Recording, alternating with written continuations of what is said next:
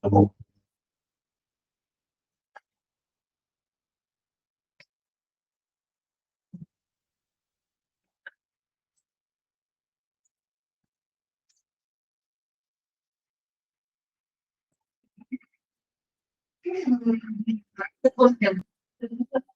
Não.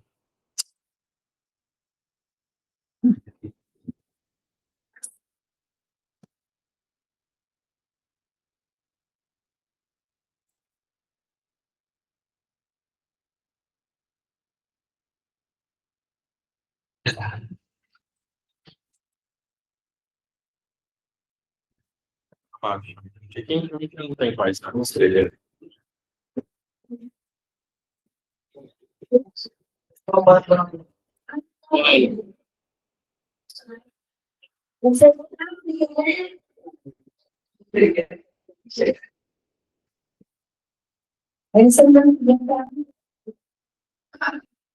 Gente, parece que eu fico mais pretinho assim na câmera. Parece que eu fico mais pretinho na gravação.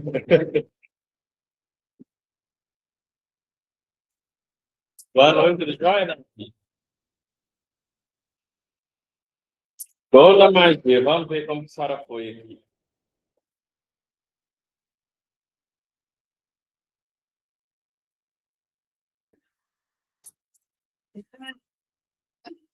Encontrei um errado.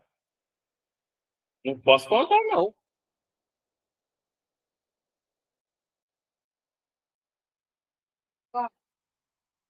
Segredo.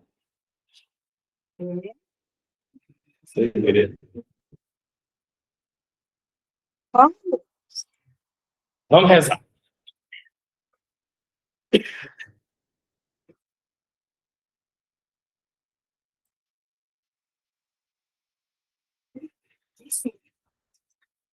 Em nome do Pai, do Filho e do Espírito Santo. Vinde, Espírito Santo.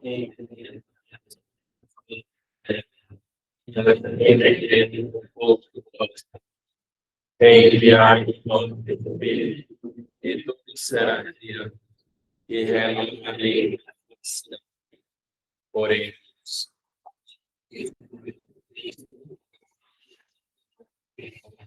Quando o seu Espírito Santo fazei que apreciemos retamente todas as coisas, segundo o mesmo Espírito, e gozemos sempre da sua vontade. Por Cristo, Senhor. Divino Espírito Santo, Nossa Senhora do Carmo, Santo, rogai, rogai. Mais alguém? Em nome do Pai, do Filho e do Espírito Santo. Deixa pela dona Geralda.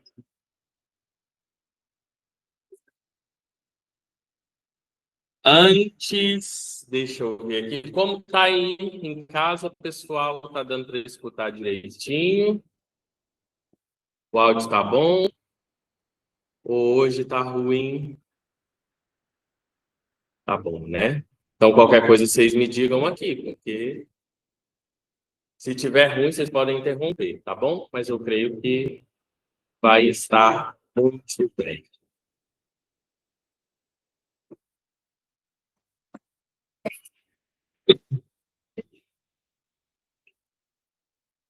Que foto? Pode comprar um telefone depois de abrir aquela foto, queimou tudo, assim, ó. Comprei um telefone hoje, que uai, queimou meu telefone, pô, que é tanto de beleza.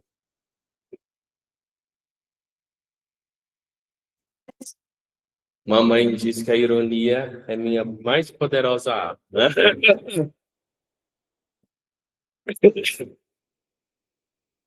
Meus queridos, Vamos lá, né? Porque se a gente for pela Dona Maria Geralda, a gente só trica. Antes de começarmos, o que acharam das provas, da prova? Foi fácil? Viram que eu não fui carrasco. Só algumas coisas precisavam de interpretação, e aí precisavam de pensar um pouquinho. Hã?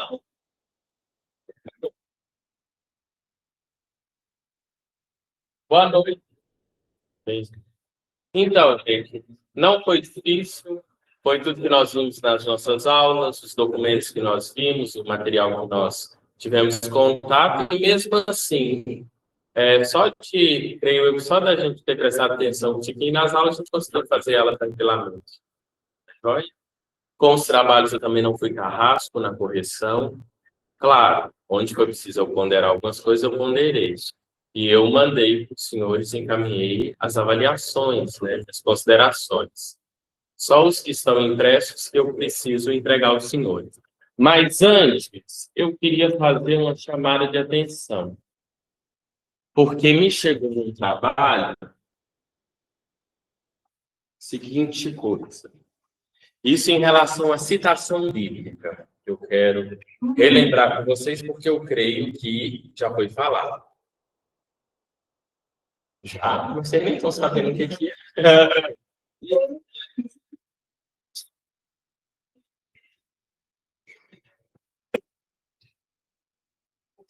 Por exemplo,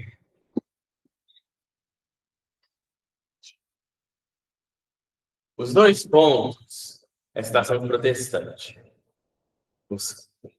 Muita gente critica que eu falo, não é a forma simples de eu falar aos crentes, é que cita desse jeito assim. Mateus capítulo 6, versículo 10. Os protestantes citam com dois pontos. Nós citamos com 6,10. A vírgula separa o capítulo do versículo. Se houvesse mais algum versículo, por exemplo, fosse do 10 ao 12, seria hífen. 10 ao 12. Se ao invés do hífen fosse um ponto, significa que era Mateus, capítulo 6, do versículo 10 e 12. Tá bom? Só para a gente relembrar isso aqui, que eu acho que é importante, acho que não custa. Você tem? Isso. Eu não li para o senhor.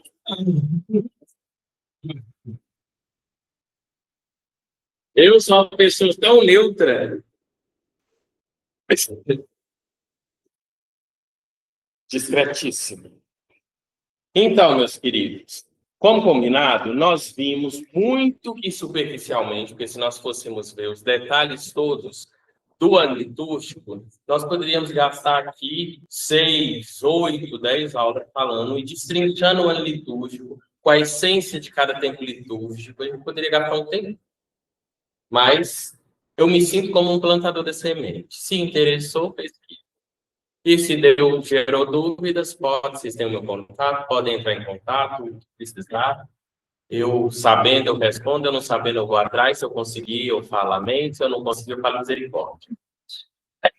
Mas, deixar vocês na mão, eu não vou deixar.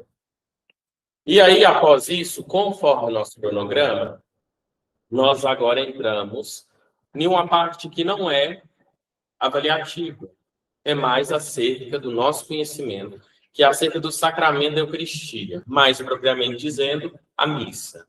Não, como sabem, nós tivemos um trabalho e a prova. Esse foi o nosso método avaliativo. A formação litúrgica sobre o missal romano, consequentemente sobre a missa, não é nada avaliativo. É mais para que nós possamos conhecer, e eu acho que é de fundamental interesse. Eu não podia deixar de passar pela missa.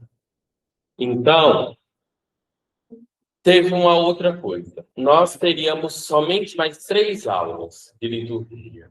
Mas Deus foi bondoso e me acrescentou mais uma quarta. Porque aí o Padre Bruno abriu mão de uma aula, que tecnicamente o Padre Bruno deu aula num dia que era do Marcelo, correto? E aí, o Padre Bruno iria dar essa aula semana passada. Semana passada? Não, a última aula que eu dei de liturgia para vocês. Mas como não tínhamos comunicado acerca disso, e aí eu tinha preparado todo o calendário litúrgico para dar para os senhores, aí ele me permitiu dar as 2 aulas, e aí ficou uma aula a mais para ele. Só que aí ele dispensou essa aula e eu peguei para me poder tratar com vocês sobre a missa, tá bom? Então nós teremos 2 aulas hoje de liturgia e 2 aulas de liturgia, salvo engano, no dia 5 de novembro. E aí, missa essa. A missa terminou. A liturgia terminou. A disciplina de liturgia terminou. Para quem passou, e de avante. Para quem ficar de recuperação, a gente se vê na próxima vez que tiver.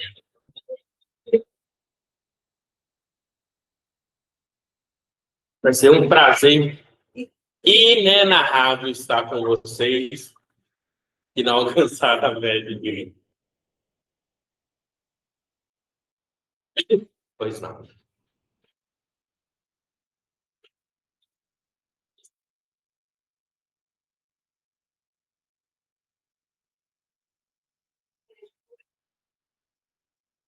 Então, ótima pergunta. Para o pessoal que está de casa, a colega aqui elencou que ela viu na internet que a missa de amanhã à noite já vale para a missa de sábado de Todos os Santos. Outra coisa, nós temos 2 preceitos a cumprir nesse final de semana. O preceito de Todos os Santos e o preceito de Finados. Como é conhecimento, todo ano a CNBB joga Todos os Santos para o domingo seguinte, o domingo próximo. Mas só que veio os defuntos no domingo, e os defuntos têm precedência sobre Todos os Santos. Então, Todos os Santos vai ter que ser rezado no dia 1º mesmo, no sábado. Todos os Santos é o quê? Memória, festa ou solenidade? Se é solenidade, já se inicia com a celebração nas vésperas do dia anterior, na tarde do dia anterior. Então, a afirmação está correta. A missa de amanhã, depois da hora nova, já é a missa de Todos os Santos. Então, depois de amanhã, da hora nova, depois das 3 horas da tarde, já se reza Todos os Santos. E no sábado, inclusive, o dia inteiro e a noite é Todos os Santos. O domingo dos defuntos não tem primeiras vésperas. Então, missa de domingo mesmo, esse ano é só no domingo. A missa de finados é só no domingo. Porque finados não tem primeiras vésperas. Já a solenidade de Todos os Santos tem as vésperas. Tá bom? Então, na missa de encerramento do jubileu, só um instantinho, dona magistrada, a missa de encerramento do jubileu será a liturgia de Todos os Santos. Tá bom? Então, já cumpre o preceito quem for à missa amanhã à noite, sábado de manhã ou sábado à noite, sábado à tarde, no encerramento do jubileu. Porque na Diocese de Patos de Minas inteira, sábado à tarde só vai ter missa aqui na Catedral de Santo Antônio, às 17 horas. Bom, nas paróquias não tem missa. Chuva não mata, não. Chover, chuva não mata, não. Tão bonito missa chovendo. Mas o que a senhora perguntou, dona Maria Geralda?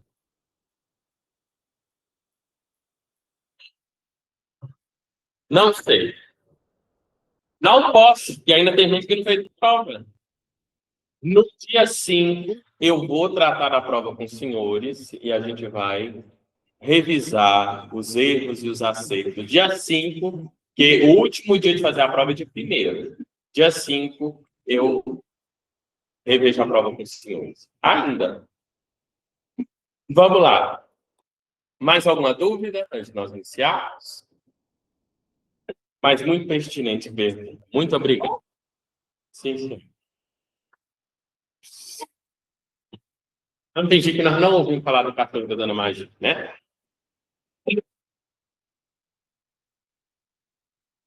Então, meus queridos, nós estamos, quando nós tratamos da missa, nós somos regidos por um livro normativo, assim, que nos diz como celebrar a missa. E qual é esse livro? O Missal Romano. O Missal Romano Se os senhores se lembram bem, no ano retrasado, 2023, foi? Acho que foi. 2023, no primeiro domingo de advento, ou seja, isso foi um novo ano litúrgico, nós passamos a utilizar a terceira edição típica do Missal. Nós tivemos 3 edições típicas. Temos 3 edições típicas, na verdade. A primeira foi com o Papa Paulo VI, em 1970. A segunda edição típica é a do Papa também Paulo VI, em 1975. E a terceira edição típica, que é essa nossa, apesar dela ter sido revista, mas a edição típica continua a mesma, porque edição típica significa que é o livro em latim. Os nossos missais para o Brasil, para a Espanha, para a Itália, são traduções dessa edição típica. A edição típica de 2002, do Papa João Paulo II, não foi alterada, não foi mudada. Continua-se até hoje. Então, essa nova edição do Missal Romano que nós temos hoje, ela é uma revisão para que o texto pudesse se tornar mais coerente e melhor traduzido de acordo com o latim. Por exemplo, as orações em latim sempre terminavam por nós, isso em latim, por nosso Senhor Jesus Cristo, vosso Filho, que é Deus, e convosco vive e reina, na unidade do Espírito Santo, por todos os séculos dos séculos. Mas só que as orações coletas, na nossa revisão antiga, estava vindo por nosso Senhor Jesus Cristo, vosso Filho, na unidade do Espírito Santo. Olha que, não sei de onde, engoliram tanta palavra e não colocaram. Oração Eucarística primeira, por exemplo. Tomou este precioso cálice em suas mãos. Não se falava essas palavras, mas sempre constaram lá na oração Eucarística primeira, na edição típica em latim. Mas quando foram traduzir o missal, omitiram toda essa riqueza que nós tínhamos. E aí agora, com essa nova revisão, todas essas palavras vieram, e a gente achou assim, nossa, estranho, novo. Na verdade, não é velho. Está lá há muitos anos, mas não nos ofereceram isso com as traduções anteriores. Tranquilo? Então, pegando o nosso material aí, nossa primeira página, temos aí a foto. Esse material para os senhores que estão em casa foi disponibilizado no grupo que eu pedi os senhores para terem em mãos, viu, pessoal? Aqui nós temos a imagem ilustrativa da terceira edição do Missal Romano, né, que é a que nós utilizamos hoje. O que ele foi que se visou trabalhar nessa nova edição? Dupla fidelidade ao latim e português, uma proximidade cultural, fazer com que a nossa cultura esteja melhor a serviço da liturgia. Uma outra característica é a proclamabilidade. O que isso significa? Significa que a diagramação foi melhor revista para que o texto pudesse ser lido melhor. Se a gente pega o missal, ele fica aqui uma página do missal, aí aqui é a oração coleta. A oração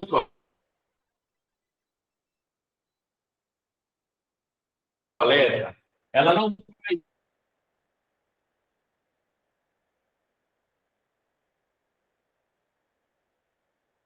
menor, aqui vem um pouquinho maior, aqui vem um pouquinho maior. Geralmente é assim. Que nos proporciona maior probabilidade. Ó, Deus Todo-Poderoso. Professor Lucas, né? Verso. Tá muito ruim o som. Tá. Ó, Deus Todo-Poderoso. Neste dia em que celebramos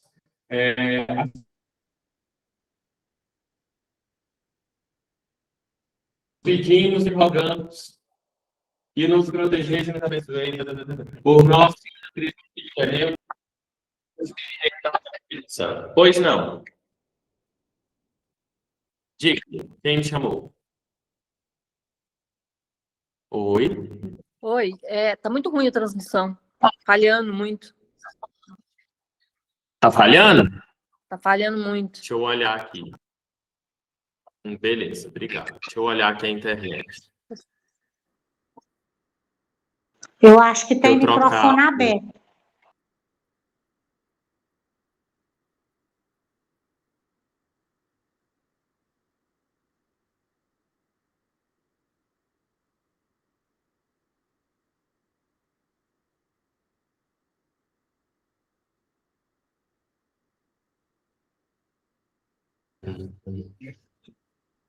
Acho que agora vai melhorar.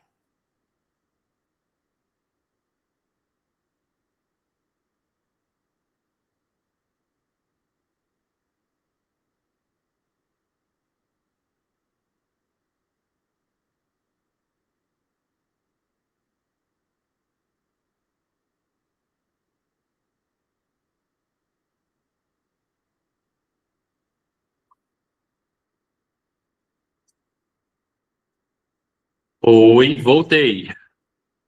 Estão me ouvindo de novo? Aí, Ivonete, qualquer coisa, se estiver dando problema aí, vocês me chamam, por favor. Pode me chamar. Certinho. Muito obrigada. Obrigado, viu? Eu que sei. Então, isso é a diagramação. O texto não vem escrito em forma simplificada, vem escrito em forma de pronúncia. E até mesmo quando a gente, por exemplo, o lecionário é assim. As leituras que nós lemos no lecionário é assim. Vocês já repararam? No lecionário a leitura não vem justificada. Por quê? Para além de nós respeitarmos uma vírgula que às vezes está aqui, nós devemos respeitar no plano de unidade a linha. A linha. A linha é o que manda as pausas no texto. Não é? Um salmo, por exemplo, que às vezes o refrão vem em 2 linhas, nos mostra que é para ser lido a primeira linha, pausa, não é uma pausa grande, mas é, por exemplo, sobre nós, graça, primeira linha, da mesma forma que em nós, que em vós nós esperamos. Entendeu essa proclamabilidade? É isso. É isso aqui. Depois, o quarto e último ponto é que o missal não é um novo missal. Ele procura incorporar as disposições litúrgicas e canônicas desde a sua segunda edição típica. Então, não é um novo missal que nós temos um texto revisado, um texto melhor revisado. E aí vem essa frase em negrito. O missal é uma apresentação orante dos textos da Sagrada Escritura. E isso eu já falei com os senhores. Nós celebramos a palavra de Deus. O missal é a palavra de Deus formulada em oração. A palavra de Deus rezada. O missal é isso. Tanto que tudo que nós temos lá no missal, direto ou indiretamente, literalmente, ou às vezes indiretamente, nós encontramos na Sagrada Escritura. Tudo. Nada é fruto da invenção de uma cabeça. Tudo é encontrado indiretamente na Sagrada Escritura. E aí? Vem essas duas frases que eu acho importantes. Se desde o início não tivesse havido por parte da igreja a escuta da palavra de Deus contida nas Escrituras, hoje nós não teríamos entre as mãos o missal. Sem a escuta da palavra de Deus na igreja, não há texto litúrgico, não há missal. Os textos do missal são o fruto mais maduro da escuta eclesial das Escrituras. São a essência mais pura da ruminação. Sabem o que é ruminar, né? A vaca. Lembra da vaca? Vai e volta, aquele capim. Ela rumina. Então, são o fruto mais maduro da escuta eclesial das Escrituras, são a essência mais pura da ruminação da palavra de Deus pela igreja. E isso a gente tem, claro, na nossa vida. Você pega uma frase da Sagrada Escritura, hoje você interpreta ela de um jeito. Daqui a uns dias, você consegue interpretar ela de forma totalmente diferente. Ou, às vezes, numa hora diferente, você consegue interpretar ela de outro modo. Perceber coisas novas e velhas. A Escritura tem essa grande riqueza. Ele nunca sintetiza tudo da Escritura. Nunca. E aí vem a lei da oração e a lei da fé, as que nós já tratamos, mas em suma, que nós rezamos aquilo que nós cremos. Nós rezamos nós oramos aquilo que nós cremos. A fé da igreja é anterior à fé do fiel, que é chamado a aderir a ela. Quando a igreja celebra os sacramentos, confessa a fé recebida dos apóstolos. Daí o adágio, a lei da oração é a lei da fé. A lei da fé é determinada pela lei da oração. A lei da oração é a lei da fé. A igreja crê, conforme reza. Sim, a liturgia é um elemento constitutivo da tradição santa e viva. Está lá no Catecismo, no número 1124. Agora, não quero muito entrar nesses pontos aqui, mas eu deixo para os senhores olharem em casa e lerem essas colocações aqui. Eu queria virar para a próxima página, segunda página. Passar do livro à celebração e passar da celebração à vida. Essa nossa aula aqui, mais do que uma aula, ela vai ser uma formação litúrgica. Vocês vão perceber isso quando nós estivermos tratando aqui de alguns pontos. Mais do que uma aula, é uma formação litúrgica.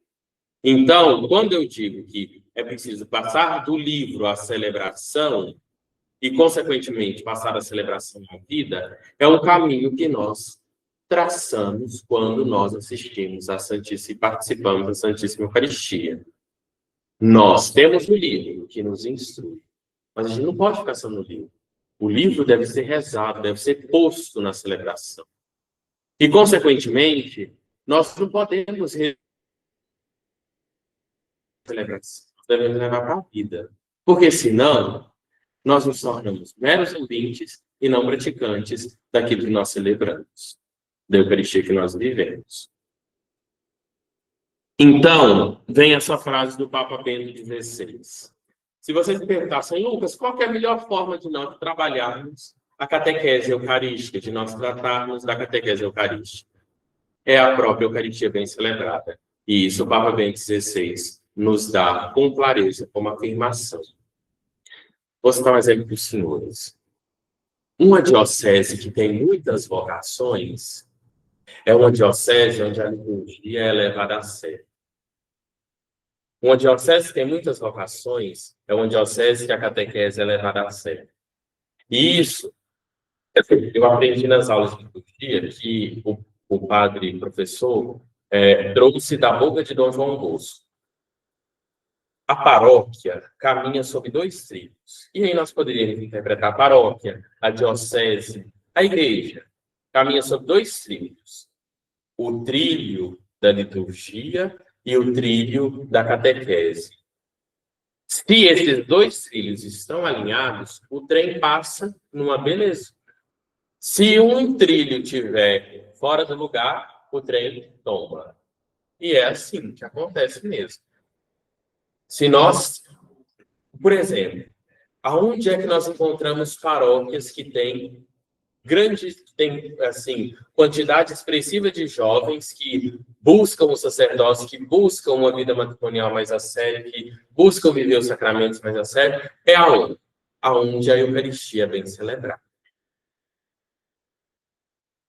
Gostem ou não, é isso. É isso. E a Eucaristia bem celebrada não é a Eucaristia enfirulada, cheia de perecuteco, de apaga a luz, acende luz, de faz isso, faz aquilo, não é esses espetáculos que nós estamos falando. Visto que nós vimos naquele documento, a liturgia não é espetáculo. A liturgia humana, ela é sóbria, e ela é bonita por isso, por ser sóbria. Então, indo aqui mais à frente, eu quero agora pular aqui, vou pular esse estupor, vou pular a formação, vou pular o silêncio, mas para nós entrarmos aqui, porque o nosso tempo é curto. A missa de todos os séculos. Podem me interromper, viu? Caso tenham alguma dúvida. A missa de todos os séculos aqui vai tratar daquele grande testemunho que nós temos em São Justino, os senhores lembram? Não lembram? Quem é que relata para nós? Da onde é que nós temos o primeiro relato da Eucaristia? celebrado entre os cristãos? Não lembram? Lá nas nossas primeiras aulas? É São Justino. E esse texto está no Catecismo, lá no 1345. Então, vamos lá. Desde o século II, temos o testemunho de São Justino, mártir, sobre as grandes linhas do desenrolar da celebração eucarística. Permaneceram as mesmas até aos nossos dias, em todas as grandes famílias litúrgicas. Eis o que ele escreve cerca do ano 155, portanto que certo. Segundo, para explicar ao imperador pagão Antoninio Pio o que fazem os cristãos, como que os cristãos rezam. Vamos ler. No dia que chamam Dia do Sol, o que nós poderíamos interpretar como esse Dia do Sol? O dia por excelência, o Dia do Senhor, o domingo. Realiza-se a reunião no mesmo lugar de todos os que habitam a cidade ou o campo. Então, há um lugar específico para se reunirem todos santo domingo. Leem-se as memórias dos apóstolos e os escritos dos profetas. O que é isso? A Escritura, a Bíblia. Tanto quanto o tempo permite.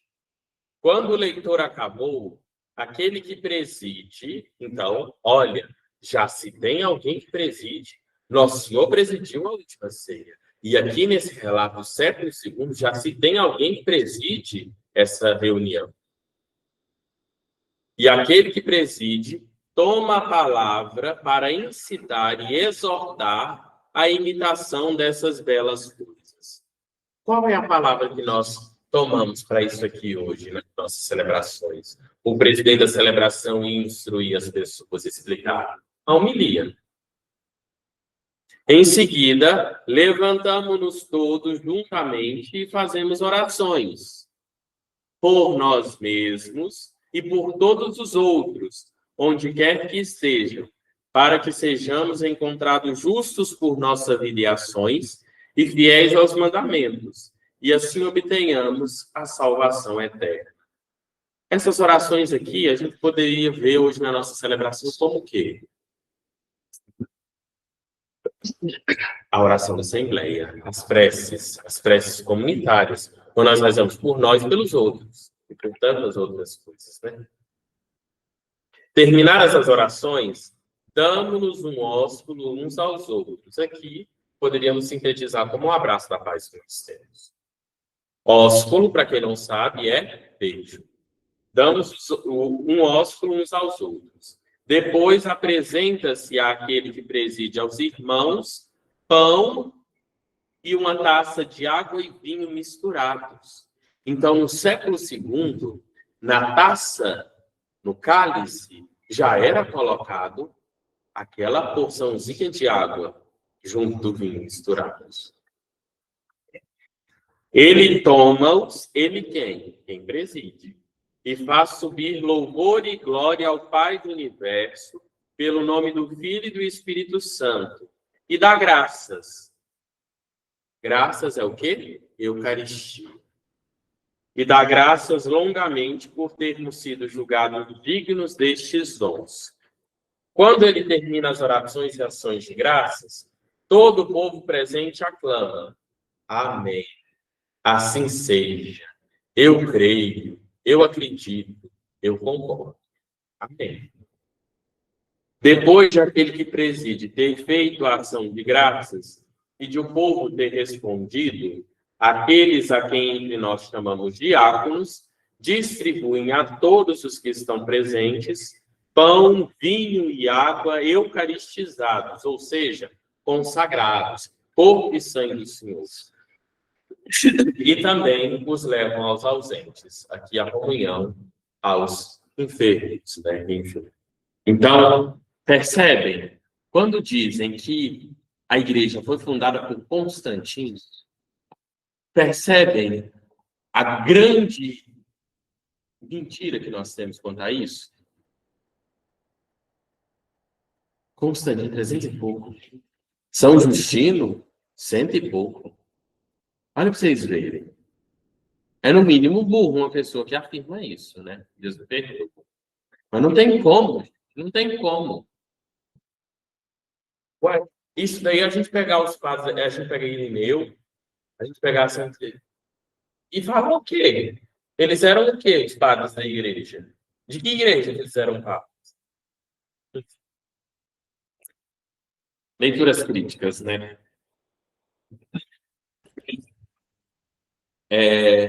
E aí vem por que que nós damos tanto valor à preparação da celebração da missa? A gente não celebra a missa de qualquer jeito. A gente chega lá e pega uma mesa, chucha lá na frente e cata alguém assim de supetão, ou ao menos não deveria ser assim. E fazemos de qualquer jeito. Não é assim que acontece. Por quê? Porque o mandato está na Escritura. Lê para mim Lucas 22:12, que está aí nessa frase seguinte: por favor, Senhor, prodigiai. Quando ia.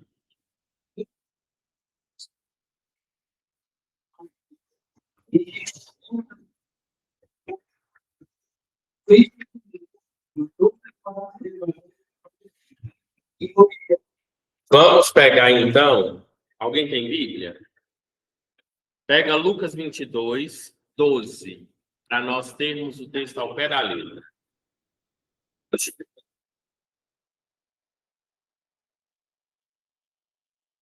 Porque aqui nós vimos que, quando Jesus ia celebrar a ceia pascal, ele mandou preparar uma salamba imobiliada. Tá, mas isso aqui é uma interpretação do texto, mas eu quero o texto na íntegra.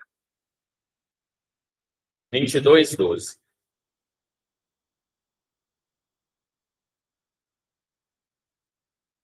Senhora esposa do próprio diácono, pode ler para nós, por favor.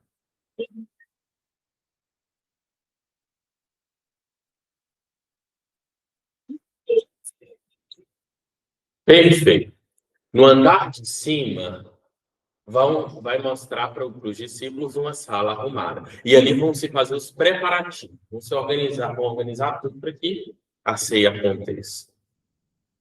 Então, não é assim, Nosso Senhor não... Chegamos aqui, vamos, puxa essa mesa aí, senta aqui. Não, é assim, não é bagunça, não. E como que às vezes a gente pode tratar isso desse jeito? Feio, né? Feio. Então, a igreja sempre julgou dirigida a certa ordem de ir preparar o lugar para celebrar a ceia, estabelecendo como preparar as pessoas, os lugares, os ritos e os textos para a celebração da Santíssima Eucaristia. Os lugares, por exemplo, até numa capelinha mais simples, o povo tem consciência de que não é feito de qualquer forma. Pode ser até debaixo de um pau de árvore.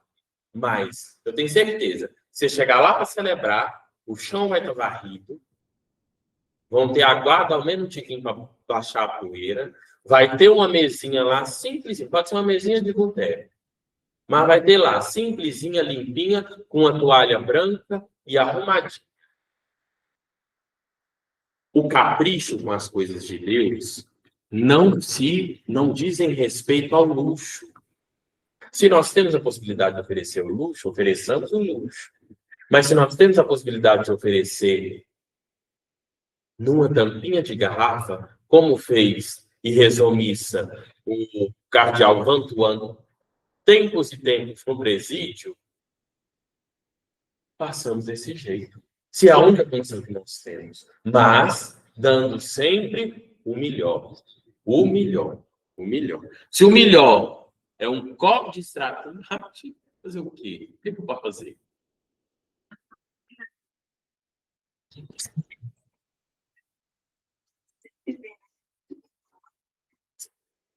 Sim, as novenas de Natal mesmo. Pode ser a casa mais simplória que for, mas se nós vamos lá naquela casa, nós não vamos encontrar uma calça jogada em cima do sofá, nós não vamos encontrar a cozinha de perna para riba, nós não vamos encontrar poeira em tudo quanto é canto. Por mais simples que seja, nós vamos encontrar um capricho. para que seja celebrado aquilo que nós vamos lá fazer com a melhor dignidade possível. Então,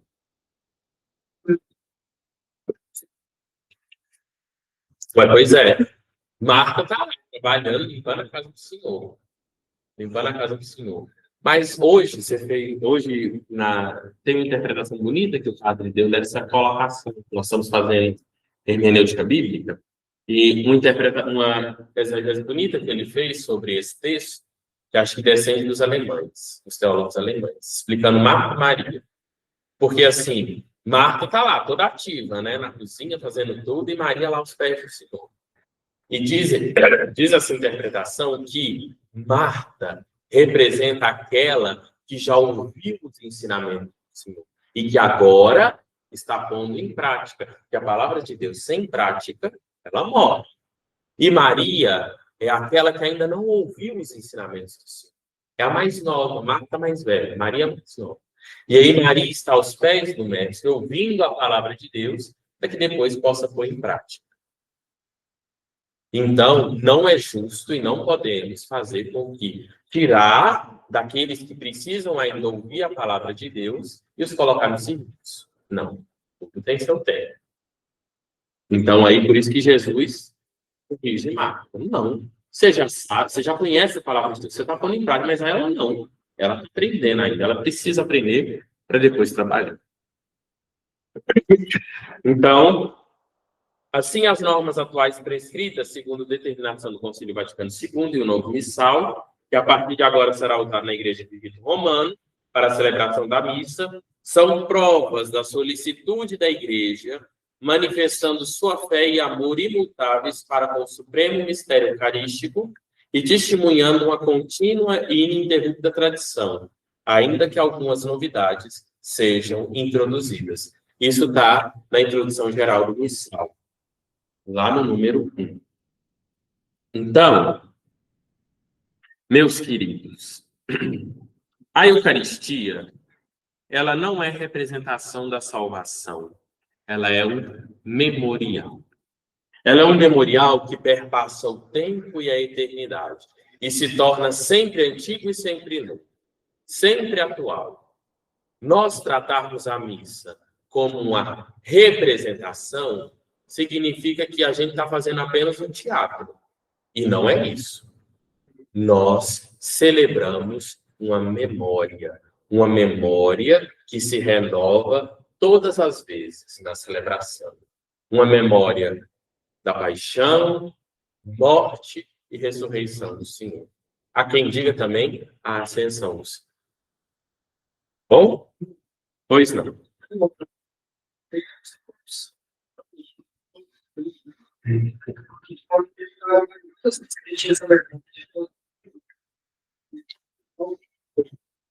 Bonito isso. Para os que estão em casa, o colega aqui afirmou que há um santo da igreja que tem uma frase conhecida, não sabia dessa, mas que uma vez perguntaram para ele quantas vezes ele celebrou a missa na vida. Ele falou uma, porque é a mesma missa que Nosso Senhor celebrou na última ceia. Muito bonito. Então, como que a gente poderia afirmar que a missa é uma memória e não uma representação? Próxima página, na página 3, nós encontramos isso. Nessa oração sobre as oferendas, que é rezada na missa in Tiana Domini, da Quinta-feira Santa, a missa vespertina da Ceia do Senhor. O que a oração coleta diz? A oração sobre as oferendas diz: concedei-nos, Senhor, a graça de participar dignamente destes santos mistérios, pois todas as vezes que celebramos o memorial do sacrifício do vosso Filho, realiza-se em nós a obra da redenção, que é sempre atual. Então, a liturgia, ela não é uma representação da nossa fé, ela é a nossa fé propriamente dita. Qual é a nossa fé? A liturgia. Né? Então, eu acho muito bonita esse texto da Desidério Desiderare. E acho que vale a pena nós lermos aqui para comentar. Mas antes, tem essa citação aí do São Leão Magno, né? O grande São Leão Magno. O que era visível em nosso Redentor passou agora para os mistérios. Onde eu vejo Jesus? Nos mistérios eucarísticos, nos mistérios da redenção. Vejo ele, o toco e o amo. Mas a desidério desiderado. Aqui reside toda a poderosa beleza da liturgia. Se a ressurreição fosse para nós um conceito, uma ideia, um pensamento. Se o ressuscitado fosse para nós uma recordação da recordação de outros, ainda que com autoridade, como os apóstolos, se não nos fosse dada também a nós a possibilidade de um verdadeiro encontro com ele, seria como declarar esgotada a novidade do verbo feito carne. Pelo contrário, a encarnação, para além de ser o único acontecimento novo que a história conhece, é também um método que a Santíssima Trindade escolheu para abrir a via da comunhão. A fé cristã ou é encontro com ele vivo ou não é. Porque se nós nos reduzirmos apenas ao passado, às vezes nós podemos correr o risco de nos encerrarmos na paixão, na morte. E o nosso mistério, a nossa fé, é o encontro com o Cristo ressuscitado, vivo e presente no meio de nós. Então a liturgia garante-nos a possibilidade desse encontro. Não nos basta ter uma vaga recordação da última ceia. Nós precisamos de estar presentes nessa ceia. Então é como se nós estivéssemos lá em Jerusalém, naquela sala, vendo o Senhor, estando com os seus, sentados à mesa. É como se estivesse. De poder ouvir a sua voz, de comer o seu corpo e beber o seu sangue. Precisamos dele. Na Eucaristia, em todos os sacramentos, é-nos garantida a possibilidade de encontrar o Senhor Jesus e de ser alcançados pela potência da sua Páscoa. A potência salvífica do sacrifício de Cristo, de qualquer das suas palavras, de todos os seus gestos, olhares, sentimentos, alcança-nos na celebração dos sacramentos. Então, meus queridos, aqui vem a parte mais bonita da Desidera. Eu sou Nicodemos e a samaritana, o endemoniado de Cafarnaum e o paralítico em casa de Pedro, a pecadora perdoada e a hemorroíça, a filha de Jairo, o cego de Jericó, Zaqueu e Lázaro, o ladrão e Pedro perdoados. Então, quando eu ouço essas passagens, eu não me encerro naqueles personagens passivos. Eu me coloco no lugar deles. Eu me coloco como aquele ladrão que foi perdoado quando pediu perdão ao Senhor na cruz. Eu me coloco como aquela filha de Jairo que foi ressuscitada. Eu me coloco como aquela samaritana que vai ao meio-dia ao poço, sedenta de sede, e encontra uma água que não sacia só a minha sede de agora, mas sacia a minha sede de eternidade. Então, eu sou a samaritana. Eu sou o Pedro que é perdoado.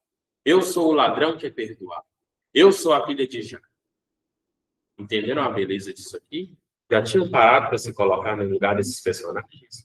Pois aprendam a se colocar. Porque tal como Deus os amou e fez maravilhas na vida de cada um deles, ele faz nascer. Ele faz nascer. O Senhor Jesus, que foi imolado sobre a cruz, mas não morrerá jamais, foi morto, mas agora vive para sempre. Continua a perdoar-nos, a curar-nos, a salvar-nos com a potência dos sacramentos. É o modo concreto, pela via da encarnação, com que nos ama. É o modo com que sacia aquela sede de nós que declarou na cruz. Então, meus queridos, apesar de nós sabermos tudo isso, e agora os senhores terem tudo isso em mente, às vezes a gente fraqueja e esquece. E aí nós vamos lá nessa passagem de Isaías, capítulo 1, versículo 3. O boi conhece o seu dono, que está aí no texto. O boi conhece o seu dono, e o burro o coxo de seu senhor, mas Israel não conhece. O meu povo não entende. O burro, o boi, a vaca, sabe aonde encontrar o alimento, mas nós não sabemos. E aqui nós temos essa fotinha aí do boi e do burro diante da manjedoura. A manjedoura era o lugar onde os animais comiam. E eles sabem que lá encontram alimento. E nessa manjedoura, quem foi colocada? O menino Deus. Quem foi colocado? Foi o menino Deus. Eles sabem onde encontrar o alimento. Mas, às vezes, nós vamos aí nos perdendo pelos caminhos da vida, querendo comer de mesas onde não nos satisfazem, e nos esquecemos que é a mesa do altar que nos sacia plenamente. Alguma dúvida? Essa aqui é um pouco da exegese, da teologia, da missa. Vai bater o sinal agora? O sino? Acho que é 40. Nem compensa eu começar agora o missal romano, deixar para ficar depois do sino. Nós tratarmos essa divisão das partes, tá bom? Alguma dúvida? Alguma colocação? Falei alguma heresia? Falei alguma mentira? Então, meus queridos aí de casa, já eu volto, viu? Só o intervalo. Aproveita para ir tomar um café, ir no banheiro.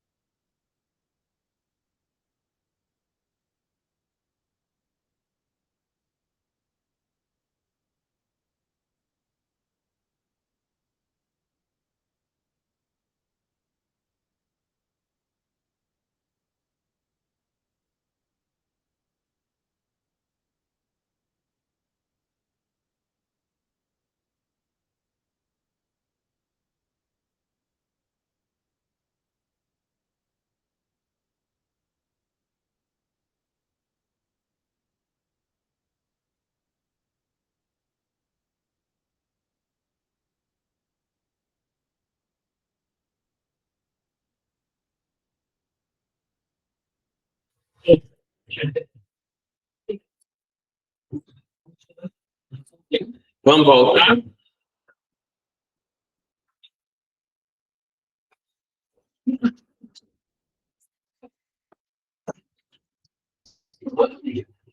Então, meus queridos, nós chegamos nessa segunda parte da nossa formação do missal romano.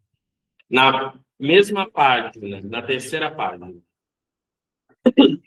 Então, o missal romano ele é dividido em 3 partes. A primeira parte é o próprio do tempo. Isso lá no início, das primeiras partes. O próprio do tempo. Que aí vem o tempo do advento, tempo do Natal, tempo da quaresma, se eu não me engano, tempo da Páscoa e tempo comum, por último. Isso é o próprio do tempo, né? Que é o ciclo cristológico. Natal, Páscoa, e aí dentro do Natal nós já temos o advento, da Páscoa nós já temos a quaresma e o tempo comum. Depois, a segunda parte é o ordinário da missa, que aí vem indicando o modo de fazer a missa todinha. Vem aí indicando nesse ordinário da missa. Desde a primeira rubrica, que é reunidos, em assembleia, essa é a primeira rubrica. E aí, até a última, que é a bênção final e a despedida. E no meio do missal, não por acaso, no centro do missal, nós temos as orações eucarísticas. As orações eucarísticas ocupam o centro do missal. O meio do livro são as orações eucarísticas. Porque a oração eucarística é o coração da missa. O coração pulsante da missa. Na terceira parte, nós temos o próprio dos santos. E aí, no próprio dos santos, indo lá para a quarta página, é composto pelos formulários comuns dos santos, as missas rituais. O que é missa ritual? Missa para pedir chuva, missa quando o Papa morre, missa pedindo o dom do Espírito Santo para a eleição de um novo Papa, missa para início de colheita, missa de ação de graças, enfim, essas são as missas rituais. Depois tem as missas e orações para diversas circunstâncias. E aí também se adentra um pouco disso aqui. Depois tem as missas votivas. Missa votiva da primeira sexta-feira, do Sagrado Coração de Jesus, missa votiva do Preciosíssimo Sangue, missas votivas de Nossa Senhora, missas votivas de um santo, apóstolo, missas votivas de um santo, enfim, são muitas missas votivas que se tem. E as missas dos fiéis defuntos, que são as missas de corpo presente, missa que também não são de corpo presente, por exemplo, 7º dia, 30º dia, 1 ano, enfim. E o apêndice. O apêndice são algumas, por exemplo, bênção de água, alguma coisa cantada, enfim, isso são os apêndices, são os extras. Oi? Não, aí isso daí já pode se retirar do ritual de bênçãos, do livro do ritual de bênçãos. No missal não tem isso. Então, o que isso quer dizer? Quando nós celebramos os santos, é o seguinte: Cristo é o espelho de santidade. Quando nós celebramos Nossa Senhora, no fim das contas, nós estamos celebrando o quê? Cristo. Porque Nossa Senhora é o que é devido às maravilhas operadas por Deus em sua vida. Quando nós celebramos São Geraldo Magelo, nós estamos celebrando quem? Cristo. Porque nós estamos celebrando aquele Deus que fez aquelas maravilhas e que São Geraldo Magelo é o que é só por causa de Cristo. Entendeu? Então, todo e qualquer santo, o culto é cristológico. É Cristo o centro. Nunca se encerra naquela pessoa. Mesmo Nossa Senhora, que é a maior. Bom? Então, os santos, quando a gente vê os santos, a gente vê como que em um espelho, onde Cristo é o espelho e os santos são o reflexo. Os santos olham para esse espelho e aí o espelho projeta a imagem. Cristo é o espelho. No próprio do tempo, e aí nós temos os novos elementos do missal romano, essa edição que nós temos agora. O que veio de novo? Nos próprios do tempo, dentro do ciclo do Natal, nós temos no tempo do Advento missas do dia de semana com formulário completo a cada dia. O que isso significa? Significa que tem antífona de entrada, oração de coleta, oração sobre as oferendas, antífona da comunhão e oração pós-comunhão. Isso é o formulário completo.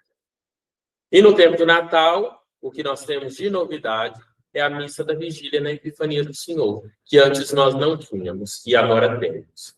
Então, na véspera do dia anterior à Epifania, porque a Epifania é jogada para o domingo, mas vamos fingir que é no dia 6.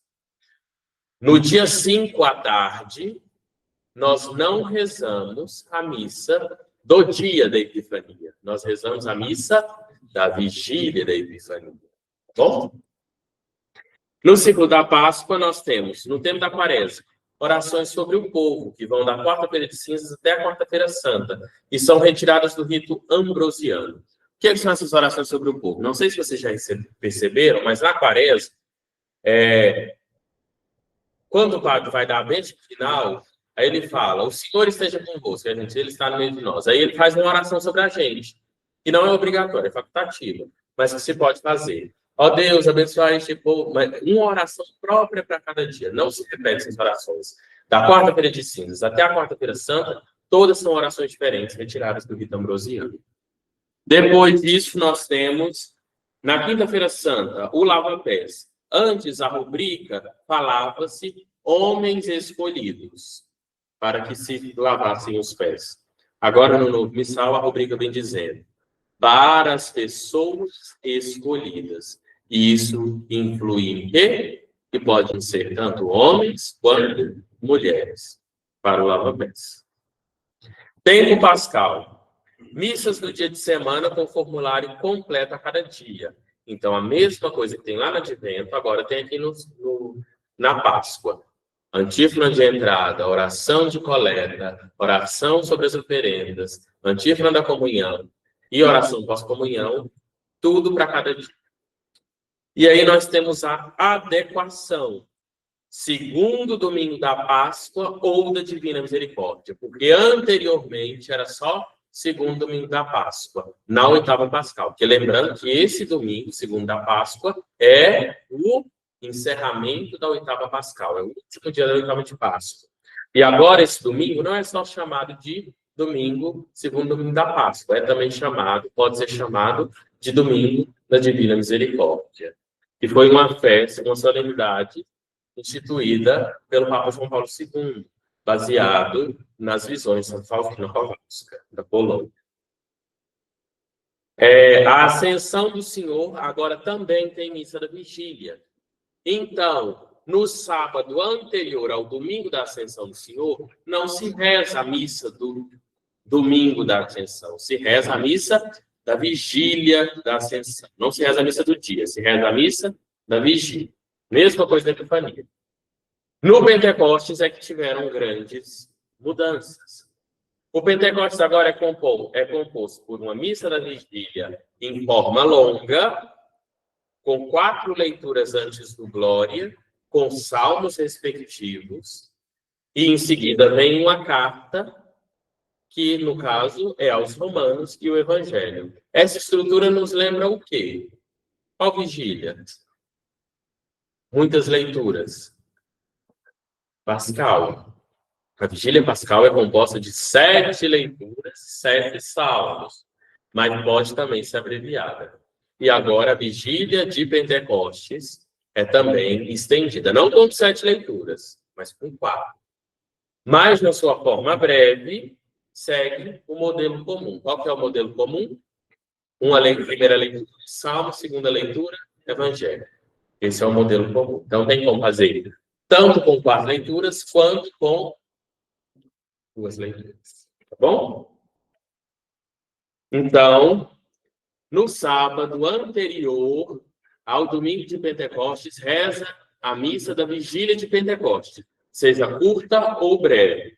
Ou seja longa ou breve. Não se reza a missa do dia de Pentecostes. Tá bom? E aí temos também a missa do dia de Pentecostes, mas aqui não, né? Porque é uma missa é a missa que é rezada no dia, no domingo de Pentecostes. Outros novos elementos do missal romano, agora quanto ao ordinário da missa. No ato penitencial, antes nós tínhamos a dúplice, mea culpa. Agora nós temos uma tríplice, mea culpa, mea máxima culpa. Sempre foi assim, sempre foi a tríplice. Mas quando traduziram o missal, tiraram minha culpa. Mas sempre foi minha culpa, mea máxima culpa. Minha culpa, minha tão grande culpa. E agora, com essa nova edição, nós não falamos apenas minha culpa, minha tão grande culpa. Nós falamos minha culpa, minha tão grande culpa. Batendo no peito. Isso no confesso, no confídio. Outra novidade na liturgia eucarística. Essa é a novidade que muita gente ainda não se ateve a ela. Mas quando o padre fala, orai, irmãos e irmãs, para que o meu e vosso, esse meu e vosso também é uma novidade, que antes não tinha. Antes era o nosso sacrifício, agora meu e vosso. Distinção do sacrifício. O sacrifício que o padre faz não é o mesmo sacrifício do povo. Então, orai, irmãos e irmãs, para que o meu e o vosso sacrifício sejam aceitos por Deus Pai Todo-Poderoso. O que a gente responde? Receba, como que é?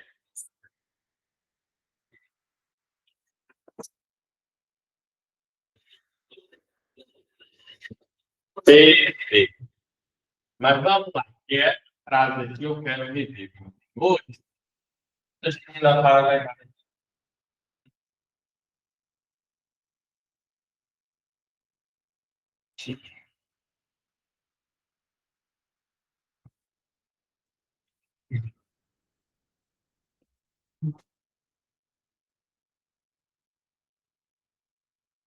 Estou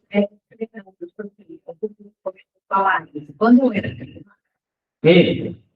eu peguei assim, eu peguei o três minha cor. assim. Na medicina tinha? Quando eu era pequena, não tinha. Uhum. Já não tinha três. Depois que foi perdido. Aí nós teríamos que ver se o missal, que eu não posso dizer, porque eu não sei, mas se o missal tinha, ou se, no caso, os padres que mantiveram as contas.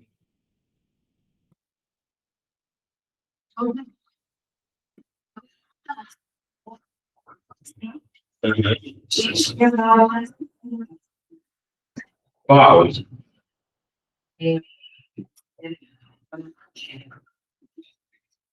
Isso, só essa memória. Quem foi rezada pelo povo? Nunca foi rezada. Nas rubricas, nunca foi permitido ao povo rezar essa oração. O povo teimava em rezar e alguns padres teimavam e insistiam em rezar.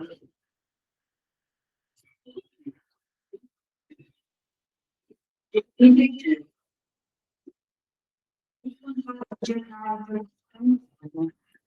É. Sim. Mas o bom que os padres. É.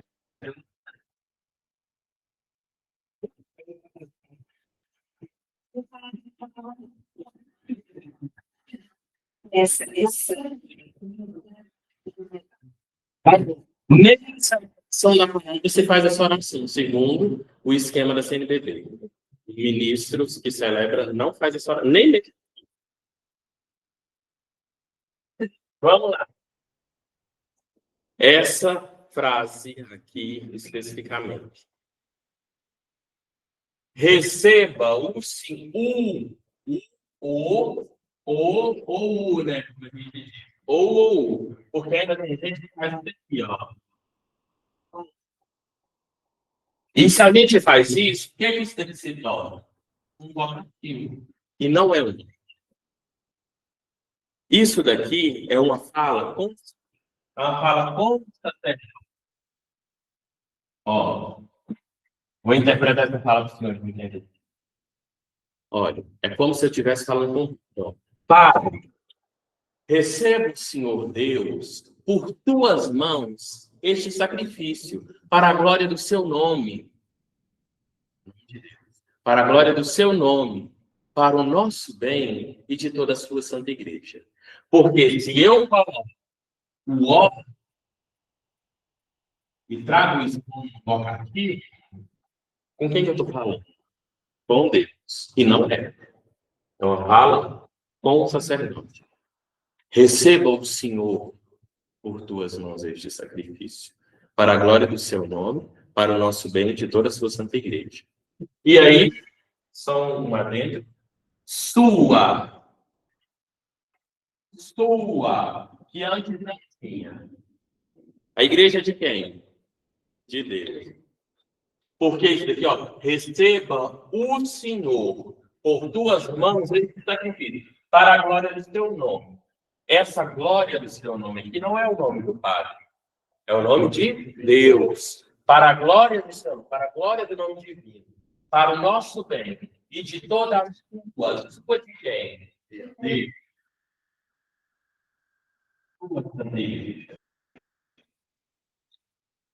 Perfeito? Então não é ó Senhor, viu? Viu, Maria de Deus? É o.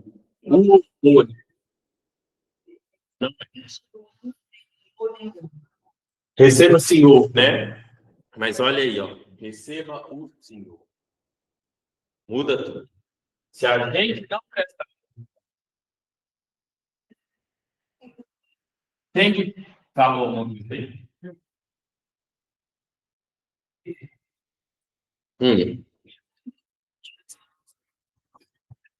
Mas é grupo.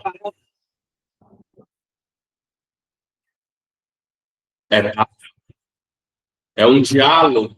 Olha o padre, olha. Com quem que o padre... Orai, irmãos e irmãs. O que ele está falando? Então, vocês vão deixar o padre... Sabe quando você... Uma pessoa e você finge que ela nem existe e fala com o outro? Isso. O padre está falando com você. Então, você vai responder para quem? Ó, orai, irmãos e irmãs. E aí depois você vê, receba, padre, estou por tuas mãos. Não tem padre, não, é só para vocês verem isso. É um diálogo com o sacerdote. Persona Cristo.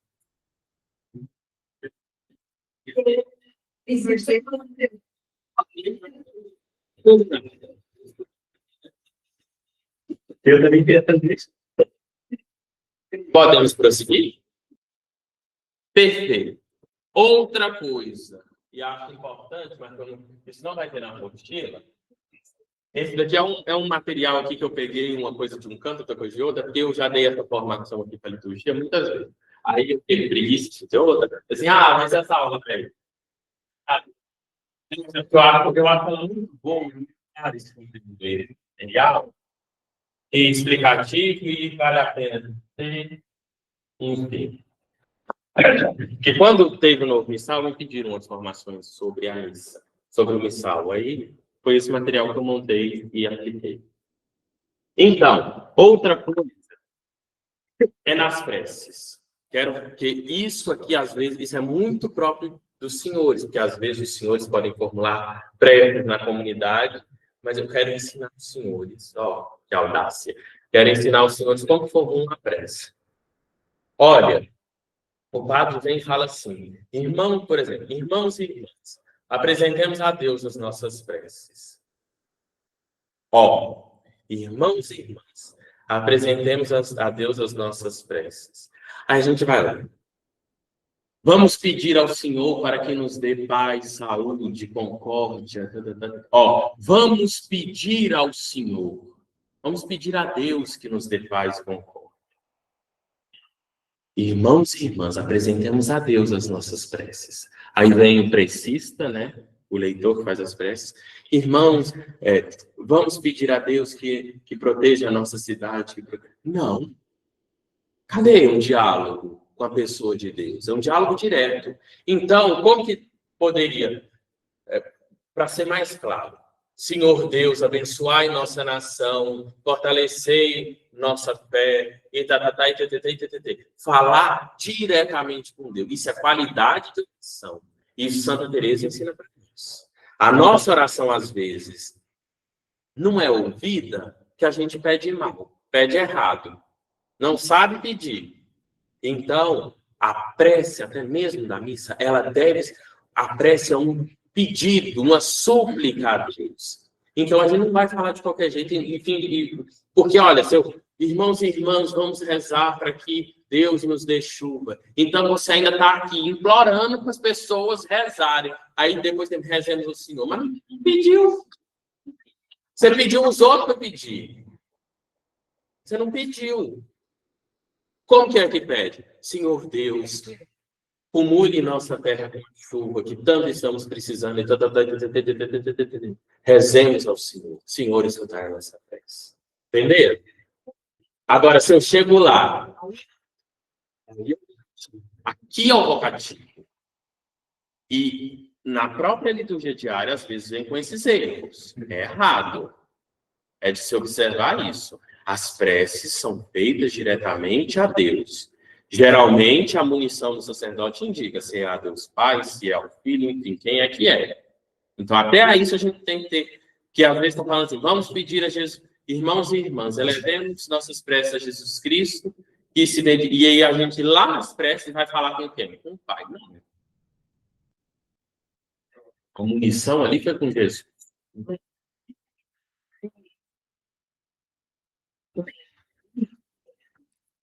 Né? A gente vai ler, né? Mas eu falo isso para quando os senhores forem formular preces, formularem com qualidade.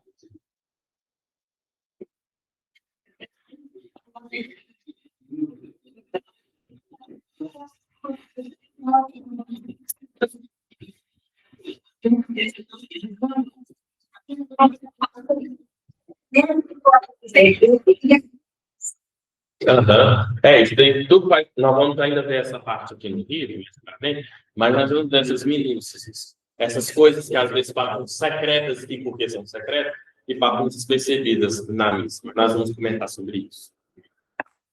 Tranquilo? Outra novidade no ordinário da missa foi a introdução de novos prefácios. Foram acrescentados outros 12 prefácios. Vocês lembram o que é prefácio, né? Prefácios é aquilo que introduz o santo, o canto do santo.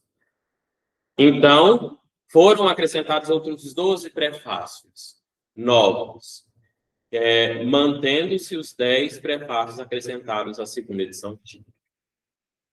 Orações eucarísticas foram inteira e minuciosamente revisadas. O que isso significa? E aí eu ponho como exemplo a oração eucarística primeira.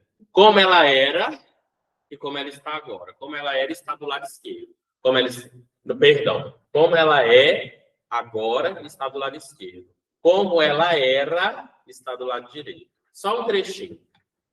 Ó como ela era, do lado direito, segunda edição. Pai de misericórdia, a quem sobem nossos louvores, nós os pedimos por Jesus Cristo, vosso Filho e Senhor nosso. Essa parte, agora, ficou assim.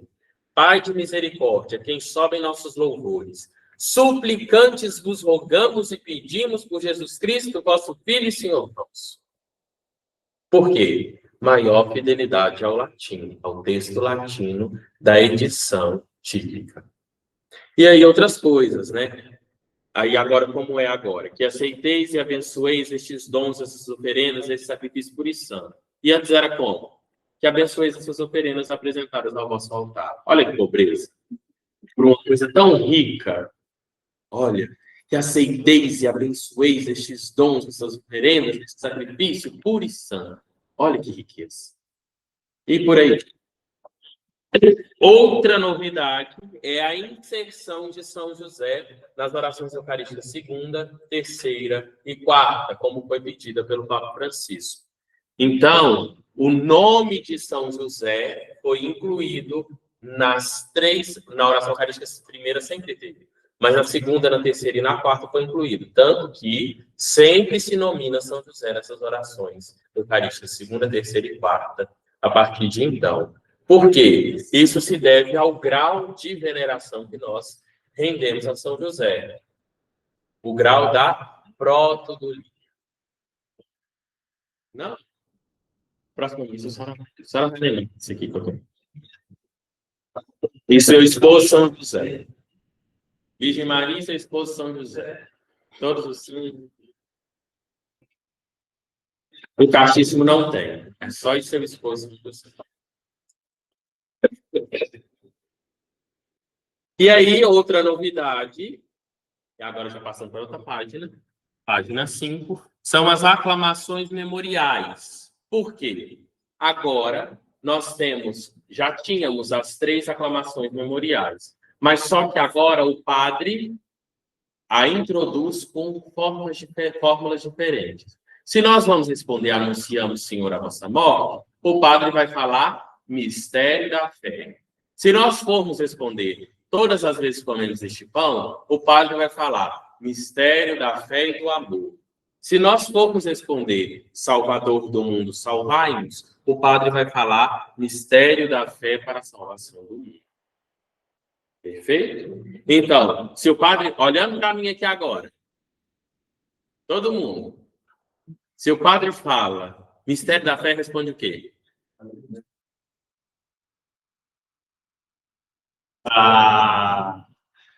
Vocês estão me trapaceando. Outra novidade nessa nova edição do Missal, em relação ao próprio dos Santos. o ciclo eclesiológico dos novos santos incluídos no calendário universal da igreja, ou seja, é uma celebração que é estendida a toda a igreja, não só no Brasil, mas toda a igreja no mundo inteiro. Quais são os santos que são celebrados? Santíssimo Nome de Jesus, 3 de janeiro. Santa Baquita, 8 de fevereiro. São Gregório de Narek, 27 de fevereiro. São João de Ávila, 10 de maio. Nossa Senhora agora não tem mais Nossa Senhora de Fátima Missal. Nossa Senhora Aparecida, Nossa Senhora de Lourdes. Vem, bem-aventurada Virgem Maria de Fátima. São Cristóvão Magalhães, companheiros mártires do México, no dia 21 de maio. Santa Rita de Castro, no dia 22 de maio. Olha para vocês verem, santos conhecidos, mas que não tinham no missal. São Paulo VI, 29 de maio. Santo Agostinho Zaobong, companheiros, 8 de julho. A festa, Nossa Senhora do Carmo, bem-aventurada Virgem Maria do Monte Carmelo. Antes era memória, agora atualizou-se e passou a ser festa. O que caracteriza uma festa?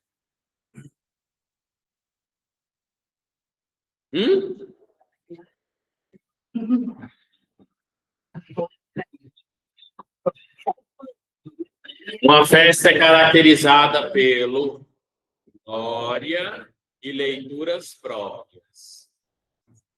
Primeira leitura própria, salmo próprio e evangelho próprio. Isso caracteriza uma festa. Credo em segunda leitura caracterizam uma solenidade.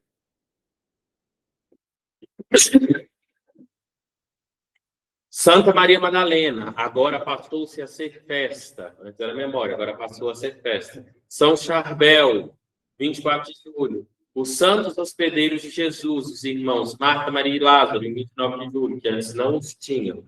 Era só Santa Marta, agora passa a ser Marta, Maria e Lázaro. Ou seja, Marta, Maria e Lázaro, essa Maria é diferente da Maria Madalena. Maria Madalena é uma, Maria, irmã de Lázaro, é outra. Bom? Santa Teresa Benedita da Cruz, 9 de agosto, a gente sai, né? São Ponciano e Santo Hipólito, no dia 12 de agosto. O Santíssimo Nome da Bem-aventurada Virgem Maria, no dia 12 de setembro. Por que dia 12 de setembro, o nome de Maria? Quando que é a Natividade de Maria? É a Natividade de Maria. 8 de setembro. 8 dias depois, nós temos o Santíssimo Nome de Maria. O Santíssimo Nome de Maria. A apresentação é agora 21 de novembro. A apresentação da sua vida. Santa Ildegarda, uma doutora da igreja, no dia 17 de setembro. São Pio de Pietreutina, 23 de setembro. Reparem, viram São Paulo VI? Viram São Pio de Pietreutina? Não é São Papa Paulo VI, ou Santo Papa Paulo VI, ou Santo Padre Pio de Pietreutina, São Padre Pio de Pietreutina. Não. Esses atributos, bispo, padre, tudo é tirado e fica só o nome do santo. São Pio de Pietreutina, no dia 23 de setembro. Isso eu digo na liturgia, viu, gente?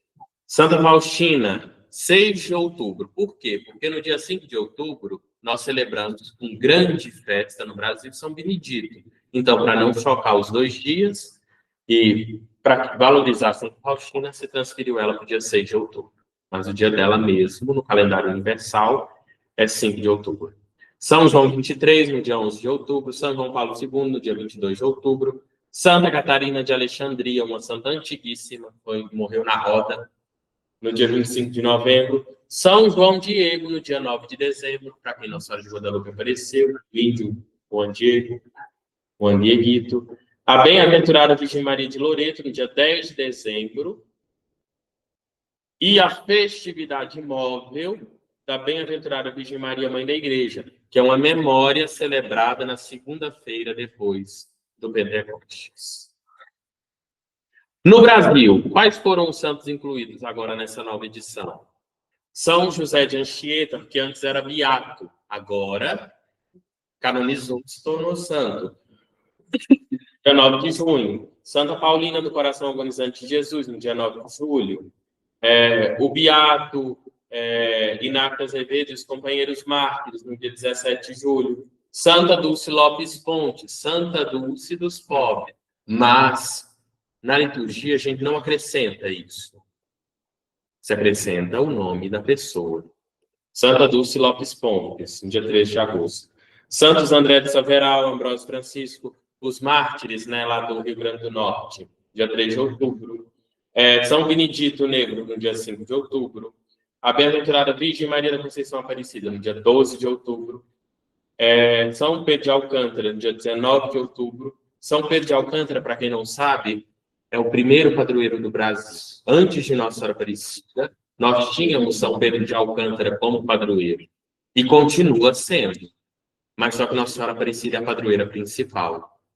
Mas São Pedro de Alcântara passou muito tempo esquecido. Tanto que é tão importante São Pedro de Alcântara, que é na época do Brasil Império, né? A Catedral de Petrópolis é dedicada a São Pedro de Alcântara. Catedral de Petrópolis, onde a família imperial se retirava, né? Nas férias. Santo Antônio de Santana Galvão, famoso Frei Galvão, dia 25 de outubro. Primeiro santo legitimamente brasileiro. Nascido no Brasil e morto no Brasil. Porque os demais, os anteriores, por exemplo, Santa Paulina não nasceu no Brasil. São José de Anchieta não nasceu no Brasil. Nem Guaramiranga. Mas tem relíquia também no Mosteiro da Luz, onde ele fundou em São Paulo, das Concepcionistas. Em São Roque Gonzales, Santo Afonso Rodrigues e São João del Carcino, no dia 19 de novembro. Esse eu não me lembro, esses aqui eu não me lembro. Não. Que fizeram. Outras novidades, nossa senhora, vamos ver. Porque, pelo menos isso aqui eu tenho que terminar para nós começarmos a missa propriamente dita na nossa próxima aula. Nós nem começamos aqui, nós vamos ver a missa parte por parte. Eu trago isso na próxima. A estrutura da missa. A missa consta, por assim dizer, de duas partes: liturgia da palavra e liturgia eucarística, tão intimamente unidas entre si que constituem um só ato de culto. Duas partes têm a missa. Mas, dentro dessas duas partes da missa, a gente ainda desmembra algumas partes, que nós vamos ver aqui nos diversos elementos da missa, iniciando na página...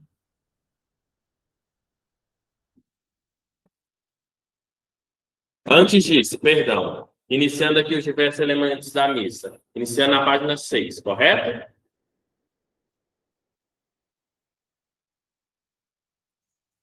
Isso aqui. O que eu fiz aqui? Que balança que eu fiz? Essa parte aqui eu não vou passar para os senhores, porque senão não vai dar tempo. Mas essa parte aqui da página 7, aqui, ó. Isso, que tem escrito leitura e explanação da palavra de Deus, orações de outras partes próprias do sacerdote. Mas aqui, leituras e explanação da palavra de Deus. Não, essa daqui tá tranquila. Mas aqui, orações de outras partes próprias do sacerdote. Significa que há momentos que o sacerdote fala sozinho na missa, há momentos que o povo fala sozinho na missa, há momentos que ambos falam na missa ao mesmo tempo. Tá bom? Outras fórmulas, isso daqui a gente vai ver quando a gente vê o rito da missa parte por parte, vocês vão perceberem. Eu vou elencar isso para o senhor. Outras fórmulas que ocorrem na celebração, aqui vai se tratar, né, das aclamações e tudo mais, do povo na celebração, a importância do canto, a importância da missa cantada, os gestos e posições do povo, que há momento de nós ajoelharmos, há momento de nós sentarmos, há momento de nós ficarmos em pé, e o silêncio, que é importantíssimo. Há momentos em que deve se prezar o silêncio, mas é claro que não é aquele silêncio que fica lá meia hora, não é isso. Não é esse o objetivo. Tá bom? Mas tudo está bem explicadinho aqui nessa página. Eu gostaria de pedir encarecidamente que os senhores depois olhassem mais. Mas aqui nas partes da missa, e aqui nós já vamos entrar nos finalmente. Por quê? Ao menos para os senhores verem aqui a estrutura das partes da missa, eu queria que se visse antes de nós começarmos a tratar com missas parte por parte, que vão ser nas nossas próximas duas aulas do dia 5 de novembro. Mas as partes da missa. Compõem as partes da missa os ritos iniciais. E os ritos iniciais são compostos pelo quê? Entrada, saudação ao altar e ao povo reunido. O que é isso? Saudação ao altar é o quê? O ósculo no beijo, o beijo na mesa do altar. A saudação ao altar é essa. A saudação ao povo reunido é a graça de nosso Senhor Jesus Cristo, o amor do Pai. Essa saudação ao povo reunido. Ato penitencial. Nós temos o ato penitencial e depois do ato penitencial nós temos o Kyrie ou o Senhor tem de piedade. Repara, é separado. Depois disso nós temos o hino de louvor, o Glória, que é um hino, né, que é o hino de louvor, e após isso a oração coleta. E aí na oração coleta nós fechamos a liturgia, os ritos iniciais, a parte dos ritos iniciais. Depois disso, nós temos a liturgia da palavra. Característico da liturgia da palavra: o silêncio, as leituras bíblicas, o salmo, a aclamação antes da proclamação do evangelho, a homilia, a profissão de fé, que é o credo, e a oração universal, que é as preces. Depois disso, nós temos a liturgia eucarística. O que compõe a liturgia eucarística?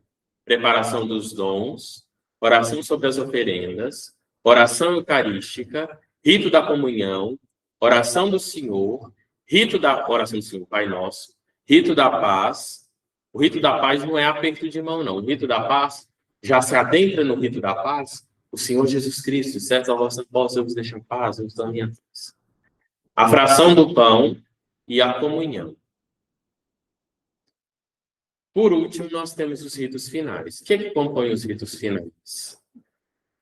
A oração de pós-comunhão, os avisos, a bênção final e a despedida. Fazem parte. Os avisos fazem parte. É liturgia. Os avisos são litúrgicos. Tem locais que fazem antes. Mas, no script do rito, vem se falando no final. Sabe por quê? Isso é um costume muito antigo da liturgia celebrada muito antigamente, muito antigamente, onde quem não comungava, quem ainda não podia comungar, só participava da missa até a liturgia da palavra. Então, os avisos eram antes, porque depois da liturgia da palavra, só permanecia na igreja quem ia participar da ceia comungando. Isso é um costume antiguíssimo. Tá bom? Por isso que os avisos eram ditos antes. Essa é a justificativa de serem ditos antes. Porque aí estaria todo mundo. Já depois da homilia para frente, não estariam todo mundo. Só estariam aqueles comungando.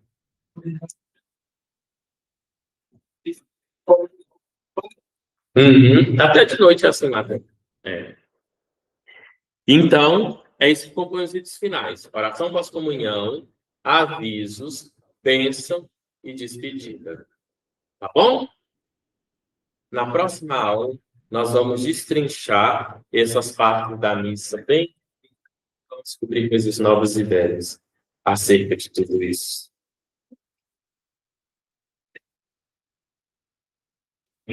As intenções são lidas antes da entrada. Mas também, na verdade, não se tem um rito falando assim, se lê as intenções nessa hora. Comumente, nós lemos as intenções antes da procissão de entrada. Mas, por exemplo, em São João del Rei, o padre mesmo é quem lê as intenções antes. Aí o padre chega no altar e fala assim: esta missa será celebrada nas seguintes intenções. Pela alma de... O padre mesmo que fala. Por quê? E isso é importante. Porque é o padre que oferece o sacrifício. Então, quando o padre oferece o sacrifício, ele oferece naquelas intenções. Então, por isso, que às vezes não, é assim, não é não é de bom tom e prudente, o padre, na hora de estar lendo as intenções, o padre está desatento. Por quê? Porque ele está oferecendo sacrifício naquelas. Perfeito? Que mentira! Todo mundo fica atento nessa hora.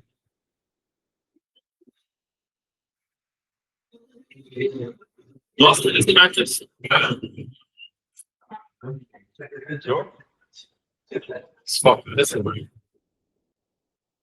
perfeito? Vamos rezar? Tudo bem aí em casa? Muito obrigado, Denise, Darcy, Emílio, Irene, Beth. Obrigado a todos. Vamos rezar para nós encerrarmos essa aula. E no dia 5 estaremos aqui juntos, Gila. Em nome do Pai, do Filho e do Espírito Santo. Ave Maria. Graça. Bendita sois vós em cada dia. E bendito é o fruto do vosso ventre. Santa Maria, Mãe de Deus, rogai por nós, pecadores, agora e na hora de nossa morte. Maria concebida sem pecado. Em nome do Pai, do Filho e do Espírito Santo. Deus que ajude. Vão pensando aí nas dúvidas que a gente tenta sanar na próxima aula. Lembrando que a próxima aula é a última. Oi.